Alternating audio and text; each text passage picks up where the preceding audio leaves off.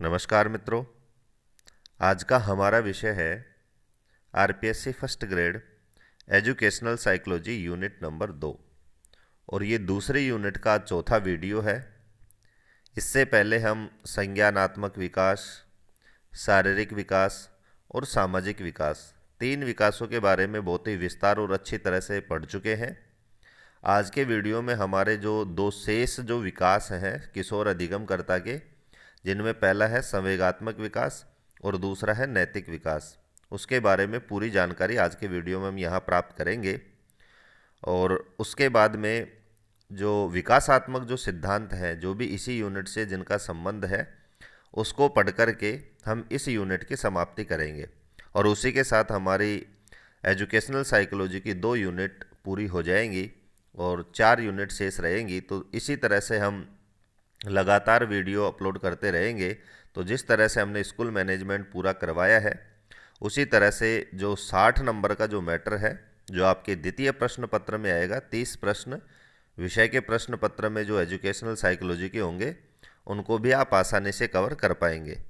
तो चलते हैं, आज के वीडियो में हम पढ़ेंगे सबसे पहले संवेगात्मक विकास और उसके बाद में नैतिक विकास।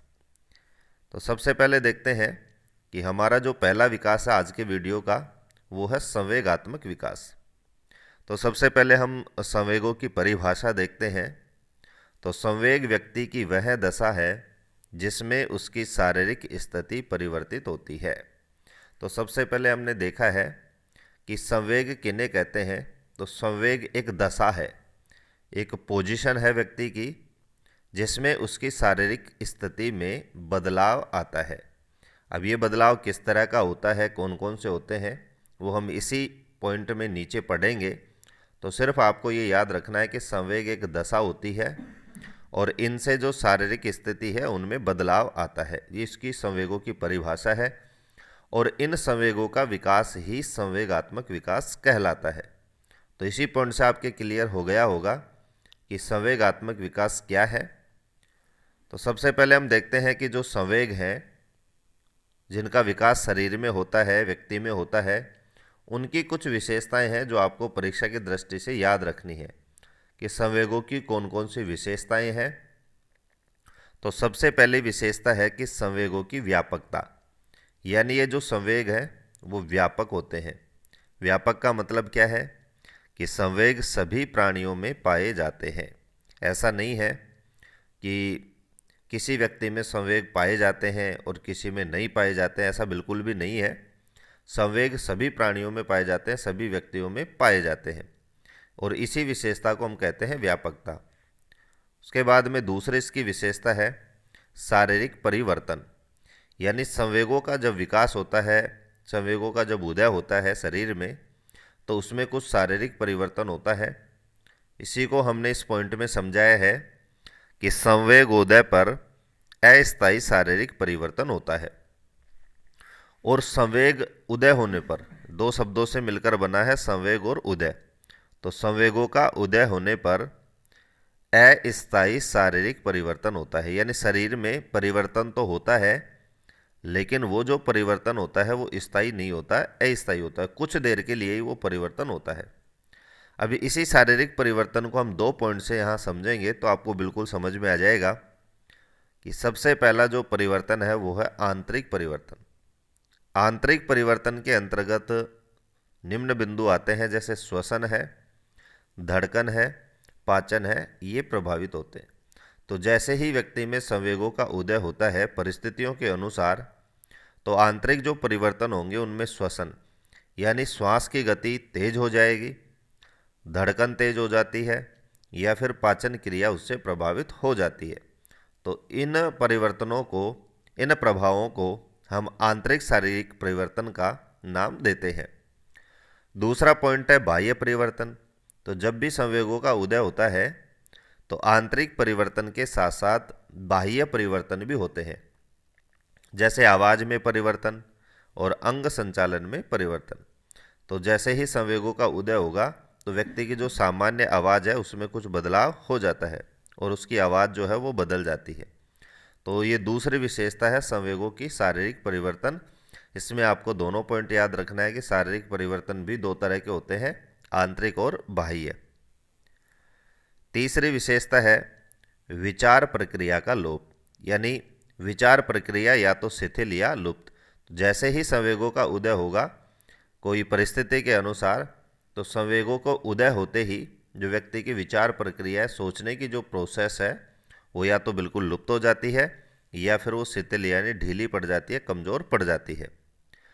संवेगों की चौथी विशेषता है व्यक्तिगतता, यानी भिन्न भिन्न व्यक्तियों में संवेग भिन्न भिन्न, जिसकी विशेषता है कि अलग अलग व्यक्तियों में संवेग जो है वो भिन्न भिन्न होते हैं। पांचवी इसकी विशेषता है अस्थिरता, जो हमने सबसे पहले पॉइंट में देखी थी कि कुछ अस्थायी परिवर्तन होते हैं। तो संवेगों की जो प्रकृति है वो अस्थायी होती है, यानी जो भी संवेग उदय होते हैं वो अस्थायी होते हैं, कुछ समय के लिए होते हैं, और जैसे ही नॉर्मल स्थिति होती है व्यक्ति के सामने, वो संवेग लुप्त हो जाते हैं और व्यक्ति सामान्य स्थिति में वापस पहुंच जाता है। तो आपको विशेष रूप से इन पॉइंटों पर ध्यान देना है। अस्थिरता, शारीरिक परिवर्तन, व्यापकता, व्यक्तिगत भिन्नता, उन्हीं से आपको ये जो पॉइंट है, ये जो व्याख्या है वो समझ में आ जाएगी। छठी इसकी विशेषता है स्थानांतरण, यानी किसी का गुस्सा किसी पर। तो संवेगों की अगली विशेषता स्थानांतरण, यानी ये डाइवर्ट भी होते हैं। मान लीजिए किसी व्यक्ति में संवेग हुआ और किसी व्यक्ति को देख करके वो गुस्सा होता है, और वो व्यक्ति जिसको देखकर उसको गुस्सा आता है उस पर वो गुस्सा नहीं निकाल पाता है, तो संवेगों का स्थानांतरण भी हो जाता है और व्यक्ति कहीं ना कहीं उस गुस्से को दूसरे व्यक्ति पर निकालता है। इसी क्रिया को हम स्थानांतरण कहते हैं। संवेगों की अगली विशेषता है मूल प्रवृत्तियों से संबंध, यानी अभी इसी वीडियो में हम आगे पढ़े भी गए कि संवेगों का मूल प्रवृत्तियों से संबंध होता है। संवेग उत्पत्ति मूल प्रवृत्तियों से होती है, यानी पहले मूल प्रवृत्ति होगी, उसके बाद में संवेग उत्पत्ति होती है, या फिर इस तरह से मान सकते हैं कि ये दोनों के पूरक हैं। संवेगों का घनिष्ठ संबंध होता है मूल प्रवृत्तियों से, वो आपको अभी समझ में आ जाएगा। मैंने इसको अलग से आपको समझाने का बिल्कुल प्रयास किया है कि कौन कौन सी मूल प्रवृत्ति के साथ कौन कौन सा संवेग उत्पन्न होता है। तो ये सातवीं विशेषता थी मूल प्रवृत्तियों से संबंध। संवेगों की आठवीं विशेषता है सुख दुख का भाव, यानी संवेगों में या तो सुख का भाव होता है या दुख का भाव। यानी इनको हम इस तरह से भी समझ सकते हैं कि संवेग नेगेटिव और पॉजिटिव दोनों तरह के होते हैं। तो संवेगों की ये 8 आपको विशेषताएं याद रखनी है। सुख दुख का भाव, मूल प्रवृत्तियों से संबंध, स्थानांतरण, अस्थिरता, व्यक्तिगतता, विचार प्रक्रिया का लोप, शारीरिक परिवर्तन और संवेगों की व्यापकता। ये 8 विशेषताएं थी संवेगों की। उसके बाद में हमारा जो अगला बिंदु है वो है संवेगों के प्रकार। तो विशेषताओं के बाद में हम इनके प्रकार पढ़ेंगे। तो संवेगों के प्रकार में है कि मैकडूगल ने 14 संवेगों का उल्लेख किया है। बहुत बार पूछा गया प्रश्न है, परीक्षाओं में बहुत बार ही पूछा है, और संवेगों के संबंध में जो सबसे प्रसिद्ध जो मनोवैज्ञानिक है वो है मैकडूगल। यानी यहाँ पर प्रश्न बनता है कि मैकडूगल के अनुसार संवेग कितने हैं, या मैकडूगल ने कितने संवेगों का उल्लेख किया है। तो हमारा जवाब हो जाएगा 14 संवेग। प्रत्येक संवेग का एक मूल प्रवृत्ति से संबंध होता है, जो अभी हम ऊपर चर्चा कर चुके हैं आपके साथ कि संवेगों का जो घनिष्ठ संबंध है वो मूल प्रवृत्तियों के साथ होता है। और मैकडूगल ने भी माना है कि जो प्रत्येक संवेग है उसका एक मूल प्रवृत्ति से संबंध होता है। तो एक संवेग और एक मूल प्रवृत्ति। अब यहाँ आपको यही याद रखना बहुत ही महत्वपूर्ण बिंदु है कि कौन से संवेग का संबंध कौन सी मूल प्रवृत्ति से है। तो उसकी मैंने यहाँ पर एक लिस्ट बनाई है। एक तरफ संवेग है, एक तरफ मूल प्रवृत्ति है। तो सबसे पहला संवेग है भय। तो भय का जो संबंध है वो पलायन से है, यानी व्यक्ति को जहाँ भी भय लगता है या किसी वस्तु से भय लगता है तो उसकी मूल प्रवृत्ति होगी पलायन, यानी वहाँ से भागना। दूसरा संवेग है क्रोध। जैसे ही किसी पर क्रोध होगा तो उसकी मूल प्रवृत्ति उत्पन्न होगी युयुत्सा। युयुत्सा का मतलब होता है युद्ध की इच्छा, लड़ने की इच्छा। तीसरा संवेग है घृणा, यानी किसी से घृणा होती है तो निवृत्ति। निवृत्ति का मतलब होता है दूर चले जाना और उसी चीज को समाप्त कर देना, उसका निवारण कर देना। अगला संवेग है घृणा। घृणा का निवृत्ति से हो गया। चौथा है वात्सल्य यानी संतान कामना। पांचवा है करुणा, शरणागति, शरणागति का मतलब किसी की शरण में जाना, किसी की शरण लेना।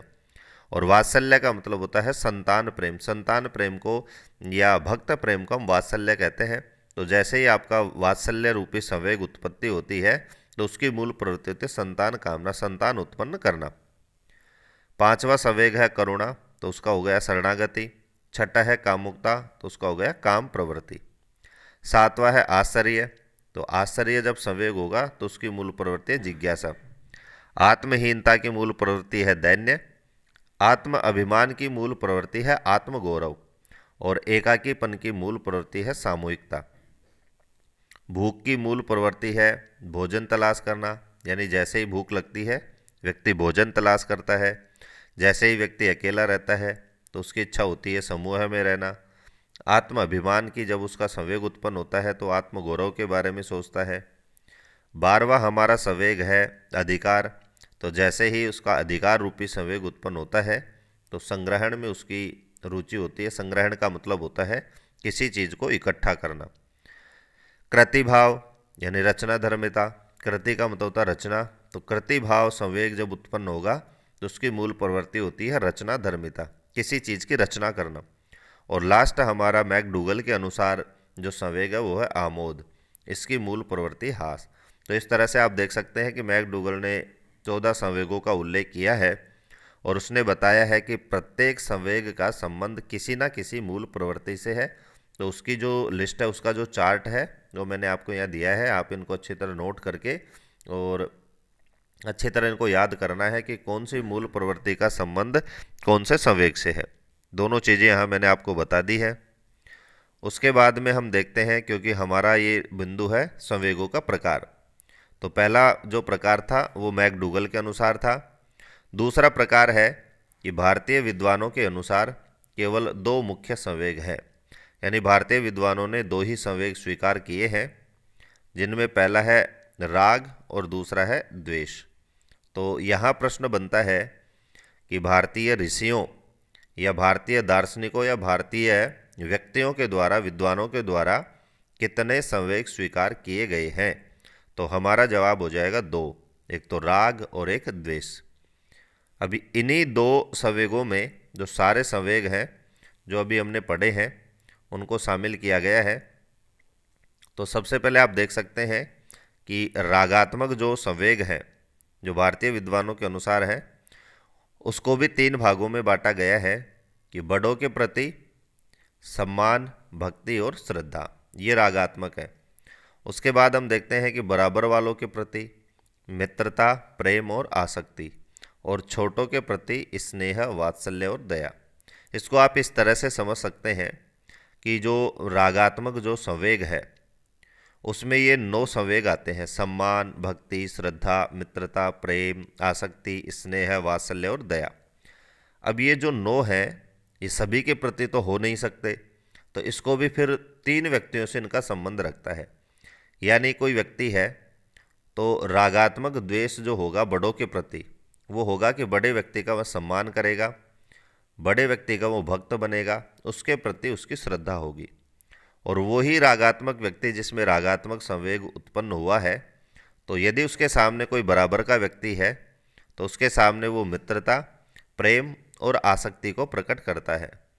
और वही रागात्मक व्यक्ति छोटे व्यक्ति के प्रति स्नेह, वात्सल्य और दया को प्रकट करता है।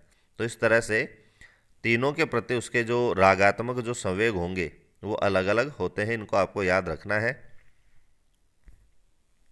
उसके बाद में इसी तरह से जो द्वेषात्मक संवेग है, क्योंकि राग और द्वेष 2 ही संवेग हैं, तो द्वेषात्मक जो संवेग है इसमें भी 9 संवेग हैं: भय, कायरता, घृणा, क्रोध, ईर्ष्या, जलन, गर्व, अभिमान, अधिकार। इनको भी रागात्मक की तरह तीनों व्यक्तियों के साथ अलग अलग प्रकट किया है। यानी द्वेषात्मक व्यक्ति के सामने यदि बड़ा व्यक्ति खड़ा है तो उसके प्रति उसका भय होगा, उसके प्रति वह कायर होगा, उससे वह घृणा करेगा। और यदि बराबर वाला व्यक्ति उसके सामने है तो उसके ऊपर उसको क्रोध आता है, उससे ईर्ष्या होती है, उससे जलन होती है। और छोटों के प्रति वह गर्व करेगा, अभिमान करेगा और उन पर अपना अधिकार जमाने का वो प्रयास करता है। तो इस तरह से आप देख सकते हैं कि रागात्मक और द्वेषात्मक दोनों के दोनों छोटों के प्रति, बड़ों के प्रति और बराबर वालों के प्रति अलग अलग यहाँ बताया गया है।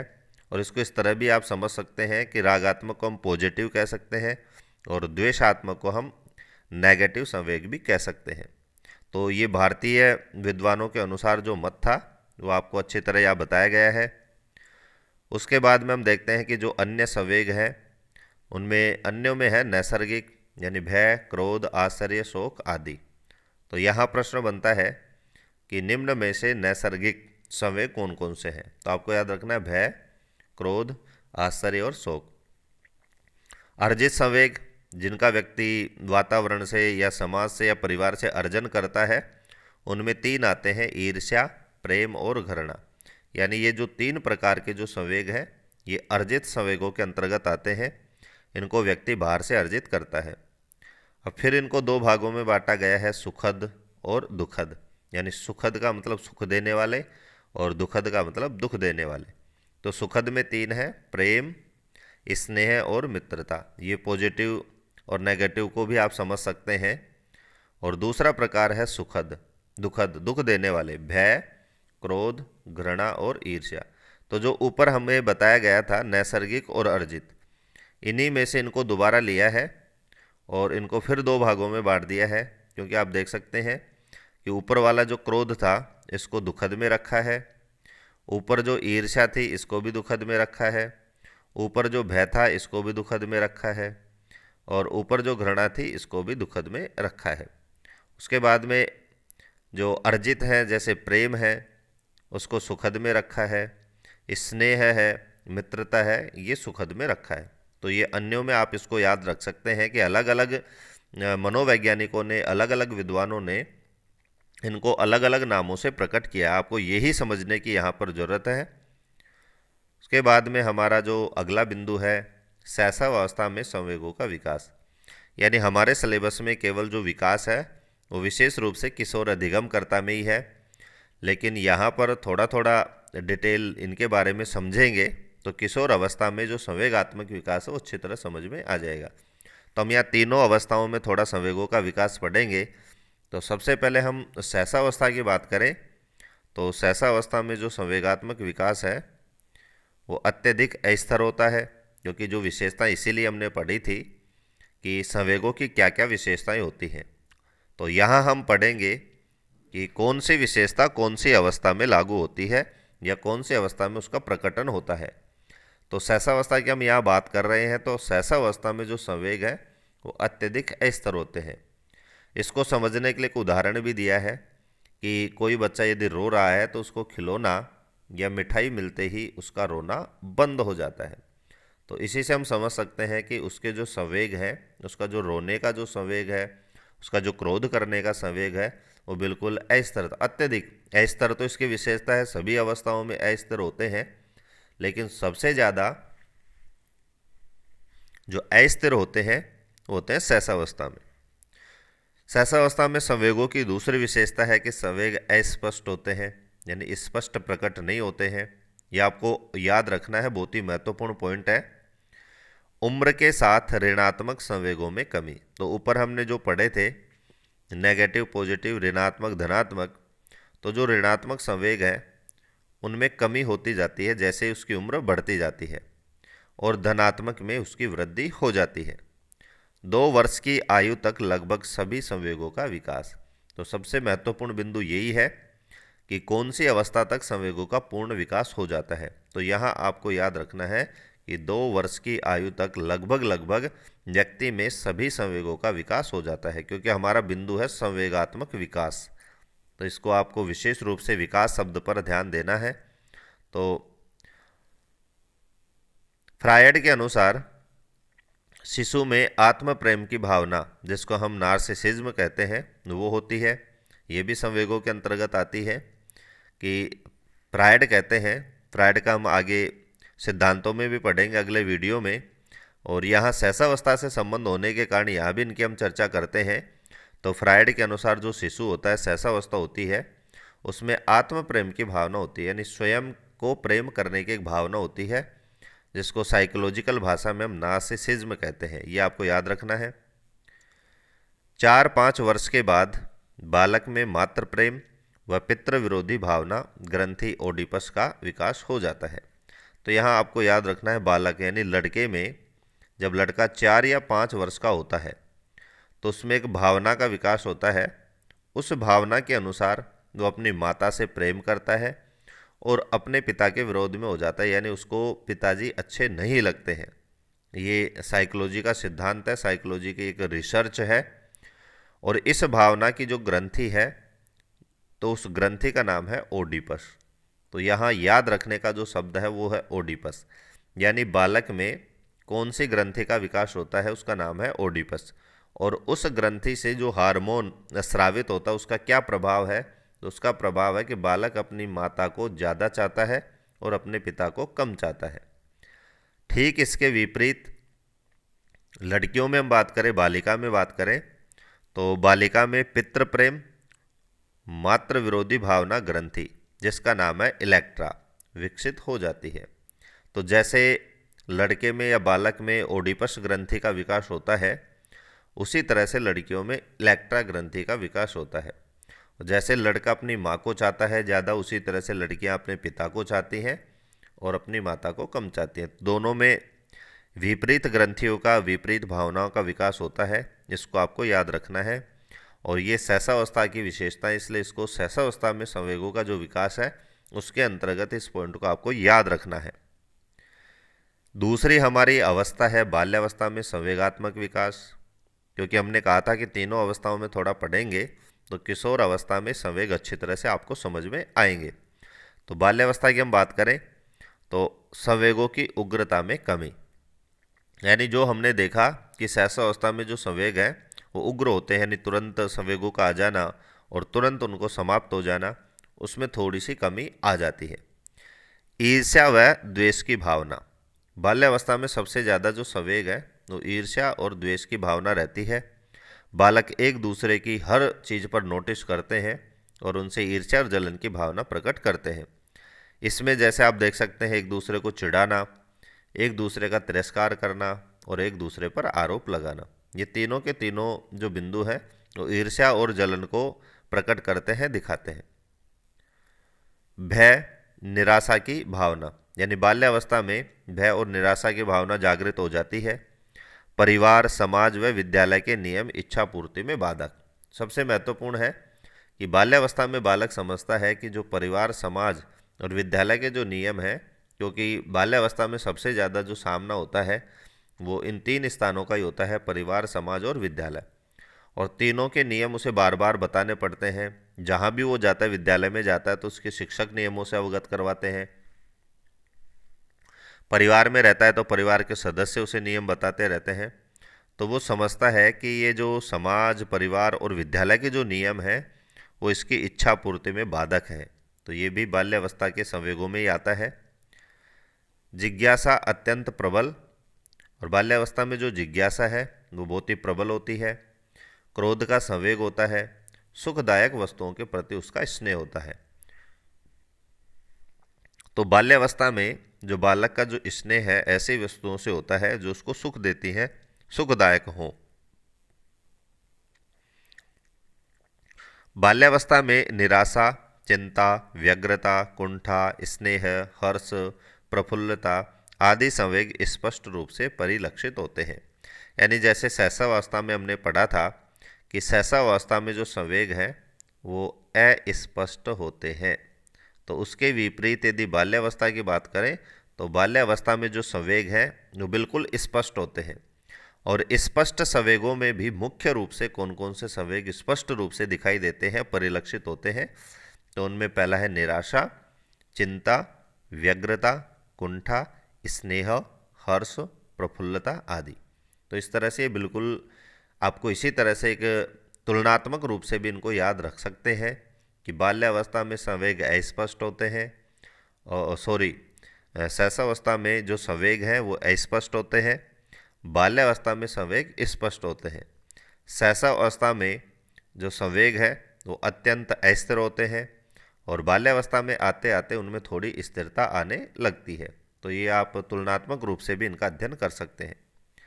अब हमारा जो मुख्य बिंदु है वो है किशोर अवस्था में संवेगात्मक विकास, क्योंकि हमारी जो यूनिट जो सिलेबस की फिक्स कर रखी है उसमें भी आगे दे रखा है कि अधिगमकर्ता का विकास, और वो भी किशोर अधिगमकर्ता में। तो अब हम पढ़ेंगे किशोर अवस्था में संवेगात्मक विकास, बाल्यावस्था शैशवावस्था के बाद में। तो वास्तव में किशोर अवस्था का आगमन संवेगात्मक व्यवहार में आए तीव्र परिवर्तनों से ही परिलक्षित होता है। तो इस बिंदु को आप यदि समझ गए हैं तो आप देख सकते हैं कि किशोर अवस्था के लिए संवेग कितने महत्वपूर्ण है। यानी इस बिंदु में कहना चाहते हैं कि वास्तव में किशोर अवस्था का आगमन, यानी हम किशोर अवस्था को वर्षों से ना समझ करके संवेगों से भी उसका परिलक्षित कर सकते हैं। यानी संवेगों को देख करके, व्यक्ति का संवेगात्मक व्यवहार देख करके भी हम अंदाज़ा लगा सकते हैं कि उसमें किशोर अवस्था का आगमन हो चुका है।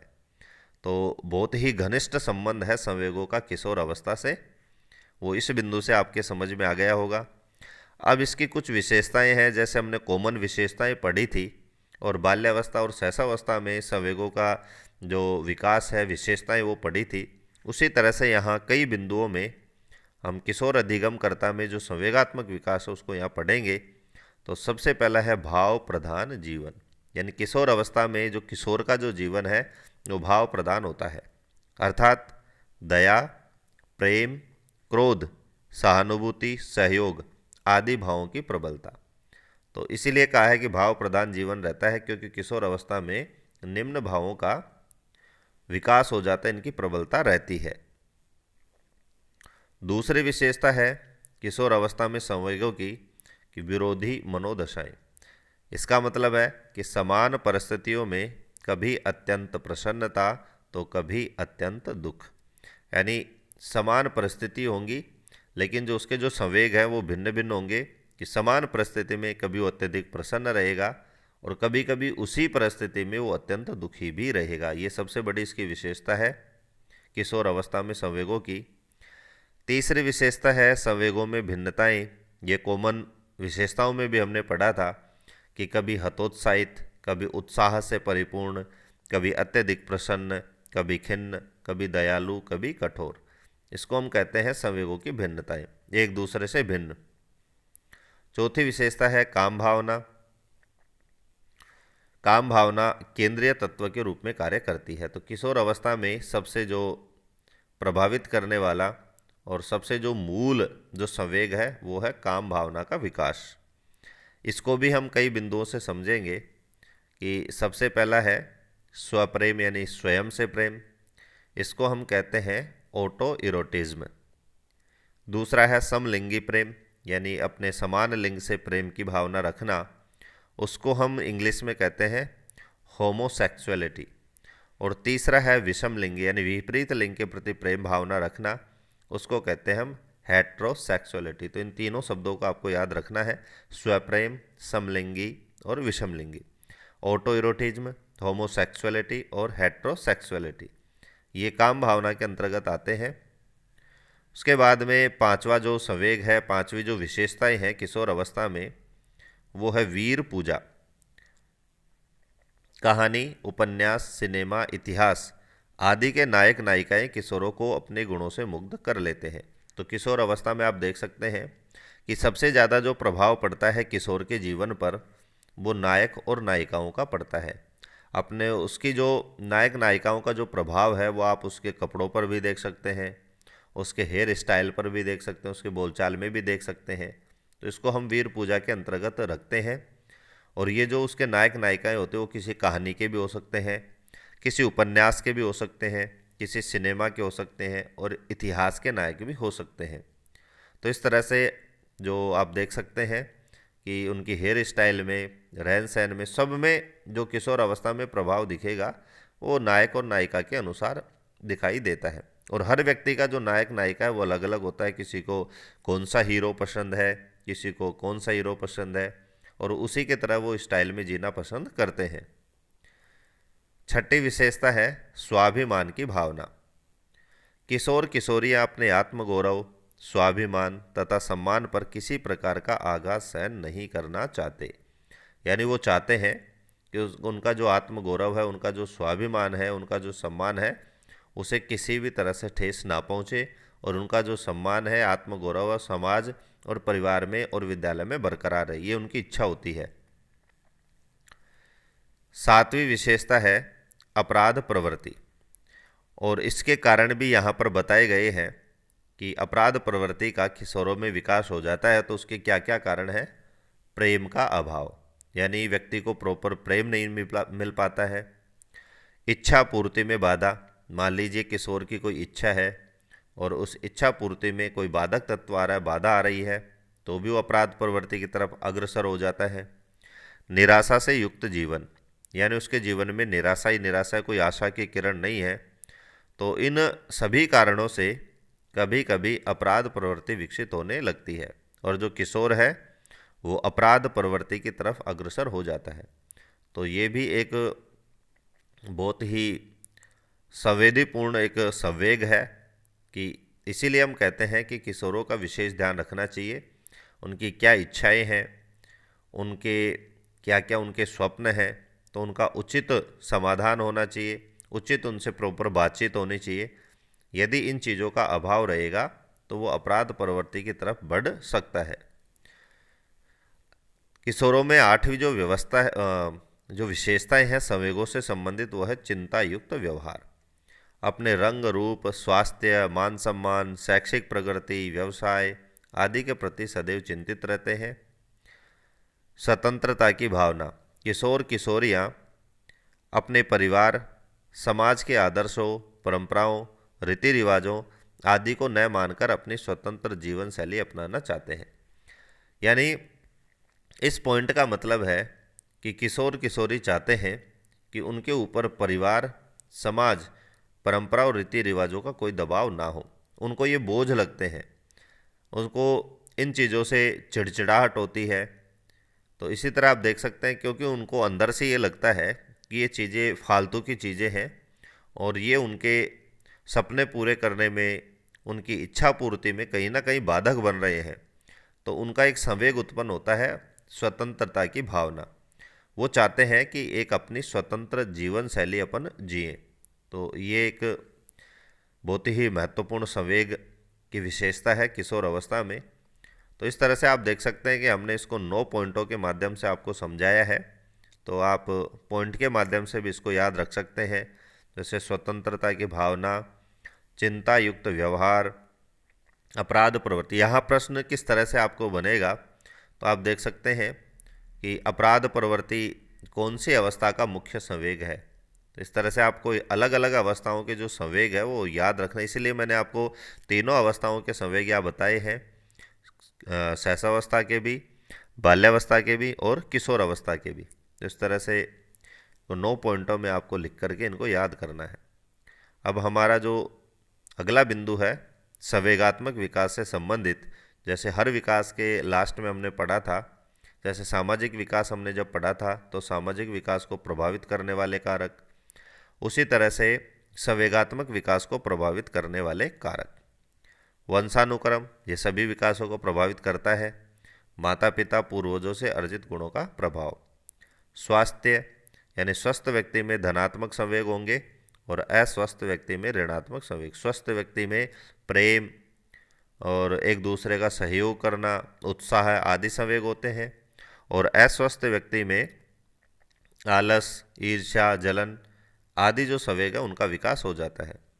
तो ये प्रभावित करने वाले कारक हैं वंशानुक्रम, स्वास्थ्य। थकान, थके हुए व्यक्ति में ऋणात्मक संवेग और उत्साही व्यक्ति में धनात्मक संवेग। मानसिक योग्यता, यानी संवेगों को नियंत्रित करने की क्षमता, यानी जिसकी अच्छी मानसिकता होगी और जिसमें मानसिक योग्यता प्रबल होगी तो संवेगों को नियंत्रित कर सकता है, और कमज़ोर मानसिक योग्यता वाला व्यक्ति अपने संवेगों को नियंत्रित नहीं कर सकता। तो इस तरह आप देख सकते हैं कि संवेगात्मक विकास को मानसिक योग्यता भी प्रभावित करती है। परिवार का वातावरण, यानी सदस्यों के संवेगात्मक व्यवहार का प्रभाव बालक पर पड़ता है। यानी जिस तरह से परिवार के सदस्य संवेगात्मक व्यवहार करते हैं, लगभग लगभग बालक में भी उसी तरह का संवेगात्मक व्यवहार विकसित हो जाता है। ये हमने विशेषताओं में पढ़ा था, क्योंकि कुछ संवेग अर्जित होते हैं तो वहीं से उनको वो सीख लेता है। इसलिए परिवार का वातावरण भी संवेगात्मक व्यवहार को प्रभावित करता है। अभिभावकों का दृष्टिकोण, यानी बच्चों की उपेक्षा करेंगे तो उसमें नकारात्मक जो संवेग उत्पन्न होंगे। घर से अधिक समय बाहर रहना, अत्यधिक लाड प्यार, तो ये जो चीज़ें हैं, अभिभावकों का दृष्टिकोण बालकों के प्रति किस तरह का रहता है, ये सारी चीज़ें भी संवेगात्मक विकास को प्रभावित करती हैं। सामाजिक आर्थिक स्थिति भी प्रभावित करती है, यानी उच्च सामाजिक आर्थिक स्थिति वाले बालक बालिकाओं में निम्न सामाजिक आर्थिक स्थिति वाले बालक बालिकाओं की तुलना में संवेगात्मक स्थिरता प्रायः अधिक होती है। यानी जो उच्च स्थिति में होंगे, उच्च आर्थिक स्थिति होगी, उन बालकों में जो संवेगात्मक स्थिरता है वो अधिक होती है, और निम्न सामाजिक आर्थिक स्थिति वाले बालकों में जो संवेगात्मक स्थिरता है वो प्रायः उनकी तुलना में कम होती है। समाज और विद्यालय भी संवेगात्मक विकास को प्रभावित करते हैं। वातावरण संवेगों के अनुकूल है तो आनंद की प्राप्ति, और प्रतिकूल है तो दुख की प्राप्ति। यानी समाज और विद्यालय में बालक को ऐसा वातावरण मिले जो उसके संवेगों के अनुकूल हो तो उसको आनंद की प्राप्ति होती है, और यदि वही समाज और विद्यालय में बालक को ऐसा वातावरण मिले जो उसके संवेगों के प्रतिकूल हो, उल्टा हो, तो उसको वहाँ से दुख की प्राप्ति होती है। तो इसी तरह से एक जो इनका भाग था वो ये भी था कि दुखात्मक और सुखात्मक संवेग। तो इस तरह से आप समझ सकते हैं कि संवेगात्मक जो विकास है वो किशोर अधिगमकर्ता में सबसे महत्वपूर्ण है, लेकिन सभी अवस्थाओं में इसका विकास हो जाता है। किसी अवस्था में ज़्यादा होता है तो किसी में कम होता है। तो ये था संवेगात्मक विकास। अब उसी के साथ हमारा जो लास्ट का जो विकास है, नैतिक विकास, क्योंकि हमारी यूनिट में जो विकास दे रखे हैं उनमें नैतिक विकास हमारा अंतिम विकास है। तो संवेगात्मक विकास के साथ साथ हमने नैतिक विकास को भी इस वीडियो में शामिल किया है, क्योंकि ये इतना विस्तृत नहीं है जितने हमारे सामाजिक और संवेगात्मक विकास जितना विस्तृत थे। तो सबसे पहले हम जैसे परिभाषा देखते हैं उसी तरह से इसकी परिभाषा है कि सोच, व्यवहार और भावनाओं में सही या गलत का बदलाव नैतिक विकास के अंदर आता है।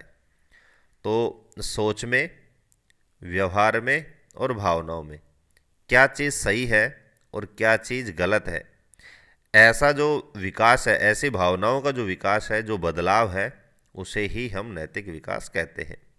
तो जिस तरह से हर विकास की एक परिभाषा है, एक उसका स्पष्टीकरण है, एक उसकी व्याख्या है, उसी तरह से आपको इसको भी अच्छी तरह याद रखना है कि कोई पूछे कि नैतिक विकास क्या होता है तो आपको तुरंत जवाब देना है सोच, व्यवहार और भावनाओं में सही या गलत का जो बदलाव है, सही गलत का जो विकास है, उसी को हम नैतिक विकास कहते हैं। नैतिक विकास को समझने के लिए यहाँ पर 4 प्रश्न हैं। इससे आप नैतिक विकास को अच्छी तरह से समझ सकते हैं। पहला प्रश्न है, नैतिक निर्णय लेते समय व्यक्ति कौन से तर्क या वितर्कों को ध्यान में रखता है। दूसरा है, नैतिक परिस्थितियों में कैसा व्यवहार वो करता है। नैतिक परिस्थिति का मतलब सही गलत की परिस्थिति। नैतिक का मतलब यही है कि क्या उचित है, क्या अनुचित है। अगला है, नैतिक मुद्दों के बारे में क्या सोचता है। और चौथा प्रश्न है, नैतिक व्यक्तित्व बढ़ाने के लिए क्या जिम्मेदार है। तो इन चारों प्रश्नों का यदि आप एक ही व्यक्ति में इनका उत्तर प्राप्त करेंगे तो आपको उसके नैतिक विकास की संपूर्ण जानकारी प्राप्त हो जाएगी। यानी इसको इस तरह से आप समझ सकते हैं कि कोई व्यक्ति है और वो सही गलत का निर्णय ले रहा है तो उसके तर्क और वितर्क कैसे हैं, इनसे हम अध्ययन कर सकते हैं कि उसमें कितना नैतिक विकास है और किस स्तर का उसमें नैतिक विकास हुआ है। दूसरा है कि कोई नैतिक परिस्थिति है, नैतिक वातावरण है, तो उसमें व्यक्ति का व्यवहार कैसा है। उस व्यवहार का अध्ययन करके भी हम नैतिक विकास का अध्ययन कर सकते हैं। तीसरा है, नैतिक मुद्दों के बारे में वो किस तरह से सोचता है, क्या सोचता है, उसका दृष्टिकोण क्या है। और चौथा है, नैतिक व्यक्तित्व बनाने के लिए क्या जिम्मेदार है। तो इन चीज़ों को जब आप अध्ययन करेंगे, ज्ञान अध्ययन में जाएंगे, तो आपको ये भी देखने को मिलेगा कि नैतिक विकास को बनाने के लिए कौन कौन सा वातावरण, कौन कौन सी वस्तुएं, किस प्रकार के व्यक्ति, किस तरह की परिस्थितियां जिम्मेदार होती हैं। तो इन 4 प्रश्नों से आप नैतिक विकास को अच्छी तरह से समझ सकते हैं। अब नैतिक विकास का जो सबसे प्रसिद्ध जो सिद्धांत है वो कोहलबर्ग का सिद्धांत है। कोहलबर्ग ने 20 साल तक के बच्चों के साथ एक विशेष प्रकार के साक्षात्कार यानी इंटरव्यू का प्रयोग किया। तो नैतिक विकास का जो सिद्धांत प्रसिद्ध है वो कोहलबर्ग का है, और इसी सिद्धांत को प्रतिपादित करने के लिए उसने 20 साल तक विशेष प्रकार के एक बच्चों के साथ एक विशेष प्रकार के एक साक्षात्कार किया, इंटरव्यू किया। कोहलबर्ग ने नैतिक चिंतन की 3 अवस्थाएं बताई हैं, बहुत ही महत्वपूर्ण अवस्थाएं हैं। जिस तरह से हमने पहले बिंदु में पढ़ा था कि अलग अलग जो मनोवैज्ञानिक है उन्होंने अलग अलग अवस्थाएं बताई हैं, उसी तरह से यहाँ आपको याद रखने योग्य बिंदु है कि कोहलबर्ग ने नैतिक चिंतन की कितनी अवस्थाएं बताई हैं। तो आपको याद रखना 3 अवस्थाएं कौन कौन सी हैं। तो सबसे पहले आप देख सकते हैं कि पहली अवस्था है रूढ़िपूर्व अवस्था, और इसमें चिंतन। और जो 3 अवस्थाएं हैं इनको 2-2 चरणों में डिवाइड किया है कोहलबर्ग ने। तो इस तरह से 3 अवस्थाओं को यदि हम 2 से करते हैं तो कुल मिलाकर के 6 चरण यहाँ पर होते हैं। तो पहली अवस्था है रूढ़िपूर्व अवस्था। इसमें पहला चरण है कि बाहरी सत्ता पर आधारित, यानी उसकी जो नैतिक चिंतन होगा वो बाहरी सत्ता पर आधारित होता है, बाहर से ग्रहण करके विचारों को और वो अपनी राय प्रकट करता है। सोच सजा से बंधी हुई, यानी उसकी सोच रहती है कि कोई भी गलत कार्य होता है उसके लिए सजा मिलती है। इसको आप अच्छी तरह समझ सकते हैं कि इस ऐसा अवस्था की विशेषताएं हो सकती हैं। इसी लास्ट में मैंने बताया भी है कि कौन सी अवस्था का संबंध कौन सी अवस्था से है। दूसरा इसका चरण है व्यक्ति केंद्रित, यानी एक दूसरे का हित साधने पर आधारित। यानी दूसरे चरण की हम बात करें रूढ़िपूर्व अवस्था की, तो इस अवस्था में जो चिंतन होता है, हर बिंदु को हर चरण को आपको चिंतन से जोड़ना है कि जो चिंतन होता है वो व्यक्ति केंद्रित होता है। इसमें चिंतन होता है एक दूसरे का हित साधने पर आधारित, एक दूसरे का भला करने पर आधारित। ये पहली अवस्था थी कोहलबर्ग की। दूसरी अवस्था है रूढ़िगत। तो पहली थी रूढ़िपूर्व, दूसरी है रूढ़िगत, और तीसरी है रूढ़ि पश्चात। तो रूढ़िगत चिंतन में बात करें तो बच्चों का जो व्यवहार है वो माता पिता के व्यवहार पर आधारित। तो यहाँ प्रश्न बनता है कि बच्चों का नैतिक व्यवहार माता पिता के व्यवहार पर आधारित कौन सी अवस्था में होता है। तो उसका जवाब हो जाएगा रूढ़िगत चिंतन अवस्था में। और जिस तरह मैंने ऊपर बताया था कि हर अवस्था में 2 चरण हैं, तो जैसे पहली अवस्था के 2 चरण थे उसी तरह से दूसरी अवस्था के भी 2 चरण हैं, तीसरा और चौथा। पहला दूसरा पहली अवस्था में, तीसरा चौथा दूसरी अवस्था में। अच्छे आपसी व्यवहार व संबंधों पर आधारित नैतिक चिंतन, और चौथे चरण में सामाजिक व्यवस्था बनाए रखने पर आधारित नैतिक चिंतन। यानी इस चरण में जो बालक है वो आपसी व्यवहार, और वो व्यवहार कैसा, अच्छा, या फिर अच्छे संबंधों पर आधारित उसका नैतिक चिंतन होता है। चौथे चरण में सामाजिक व्यवस्था बनाए रखने पर उसका नैतिक चिंतन होता है। तीसरी अवस्था है रूढ़ि से ऊपर या रूढ़ि पश्चात नैतिक चिंतन अवस्था। लोग वैकल्पिक नैतिक रास्ते खोजते हैं, यानी विकल्प ढूंढने लग जाते हैं, और फिर अपना एक व्यक्तिगत नैतिक व्यवहार का रास्ता ढूंढते हैं। तो इसी तरह से आप शब्द से समझ सकते हैं कि रूढ़ि में माता पिता का प्रभाव होता है, और रूढ़ि पूर्व में अर्जित उसके नैतिक चिंतन होते हैं, और लास्ट में उसका जो नैतिक चिंतन होगा वो व्यक्तिगत होगा, यानी उसको जो सोचने पर जो वो मजबूर होगा उसमें खुद की राय भी उसमें शामिल होती है, खुद के तर्क भी उसमें वो शामिल करने लग जाता है। इसीलिए इस अवस्था का नाम है रूढ़ि से ऊपर। इसके भी 2 चरण हैं। 5वां चरण है सामाजिक अनुबंध, उपयोगिता और व्यक्तिगत अधिकारों पर चिंतन, यानी उसका जो चिंतन होगा वो निम्न बिंदुओं पर आधारित होता है। छठा जो चरण है वो है सार्वभौमिक नीति सम्मत सिद्धांतों पर आधारित नैतिक चिंतन और अंतरात्मा की आवाज के साथ चलना। इस अवस्था में कहीं ना कहीं वह अपनी अंतरात्मा की आवाज को भी सुनने लगता है। जैसा हमने पढ़ा था कि व्यक्तिगत चिंतन इसमें शामिल हो जाता है रूढ़ि से पूर्व, और ज़्यादा से ज़्यादा वो सार्वभौमिक नीति सम्मत सिद्धांतों पर आधारित सोचता है, यानी वह ऐसे सिद्धांत खोजता है जो सार्वभौमिक सत्य हो, हर जगह उनको सही माना गया हो उन्हीं पर आधारित उनका नैतिक चिंतन होता है। तो ये थे कोहलबर्ग की 3 अवस्थाएं। इसी से संबंधित कुछ और बिंदु हैं कि 9 साल की उम्र के पहले बच्चे पहले स्तर पर काम करते हैं। तो अभी मैंने बताया कि जो 3 अवस्थाएं हैं उनकी जो आयु की सीमा कौन कौन सी है, तो 9 साल की उम्र से पहले पहले वो रूढ़िपूर्व चिंतन आधारित उसका जीवन होता है। बाल्यावस्था में, और बाल्यावस्था भी कौन सी, उत्तर बाल्यावस्था में दूसरे स्तर पर व्यक्ति काम करता है, यानी जो रूढ़िगत उसकी सोच है वो उत्तर बाल्यावस्था में दिखाई देती है। और तीसरी है किशोर अवस्था या प्रारंभिक वयस्कता में तीसरी अवस्था, यानी रूढ़ि से ऊपर की जो अवस्था है वो या तो उत्तर किशोर अवस्था में दिखाई देती है या फिर प्रारंभिक वयस्कता में।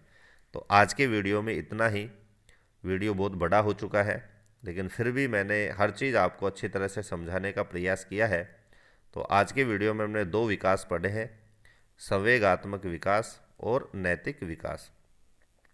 आपको ये दोनों विकास समझ में किस तरह से इस वीडियो को देखने के बाद आए हैं, कितना आपको इस वीडियो से फ़ायदा हो रहा है, ये कमेंट और लाइक करके अवश्य बताएं।